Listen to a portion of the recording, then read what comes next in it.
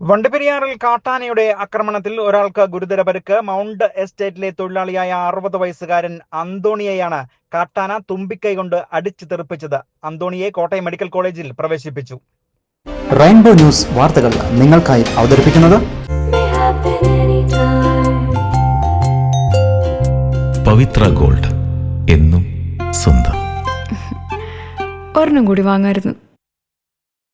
Vandiperiyar mount എസ്റ്റേറ്റിൽ ജോലി ചെയ്തുകൊണ്ടിരുന്ന തൊഴിലാളിയെയാണ് കാട്ടാന ആക്രമിച്ചത്. ഇന്ന് രാവിലെ 11 മണിയോടുകൂടി മൗണ്ട് എസ്റ്റേറ്റിൽ കാപ്പിത്തോട്ടത്തിൽ കള പറിച്ചുകൊണ്ടിരുന്ന അന്തോണി വീട്ടിൽ നിന്നും കൊണ്ടുവന്നിരുന്ന ചായ കുടിക്കുന്നതിന് വേണ്ടി റോഡരികിലേക്ക് ഇറങ്ങുകയും ഈ സമയം വനത്തിലേക്ക് തിരികെ പോവുകയായിരുന്ന കാട്ടാന അന്തോണിയെ ആക്രമിക്കുകയായിരുന്നു.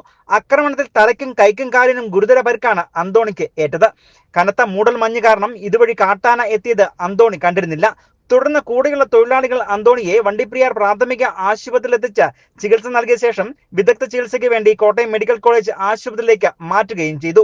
കഴിഞ്ഞ ഒരാഴ്ചയ്ക്ക് മുകളിലായി വണ്ടിപ്പെരിയാർ മൗണ്ട് സത്രം പ്രദേശത്ത് എസ്റ്റേറ്റ് സ്വകാര്യ ഉടമസ്ഥതയിലുള്ള തോട്ടങ്ങളിൽ ഉൾപ്പെടെ കൃഷികൾ നശിപ്പിക്കുന്ന കാട്ടാനക്കൂട്ടം സ്ഥിരമായി മേഖലയിൽ എത്തുന്നു.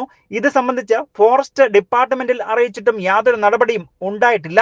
കുട്ടിയാന ഉൾപ്പെടെയുള്ള കാട്ടാനക്കൂട്ടം ആയതുകൊണ്ട് തന്നെ മുന്നേ വരികയായിരുന്ന കാട്ടാന അന്തോണിയെ തുമ്പിക്കൈ കൊണ്ട് തട്ടിത്തെറിപ്പിച്ചു. ഒറ്റയാൻ ആയിരുന്നെങ്കിൽ അന്തോണിയുടെ ജീവൻ തന്നെ തൽക്ഷണം നഷ്ടമായേനെ. ഇങ്ങനെ നിരന്തരമായ പ്രശ്നങ്ങൾ ഉണ്ടായിട്ടും യാതൊരു അനക്കവും ഫോറസ്റ്റ് ഡിപ്പാർട്ട്മെന്റിന്റെ ഭാഗത്തു നിന്നും ഉണ്ടാകുന്നില്ല എന്ന വ്യാപക പ്രതിഷേധമാണ് ഈ മേഖലയിൽ ഉണ്ടായിക്കൊണ്ടിരിക്കുന്നത്. News bureau, Vandiperiyar.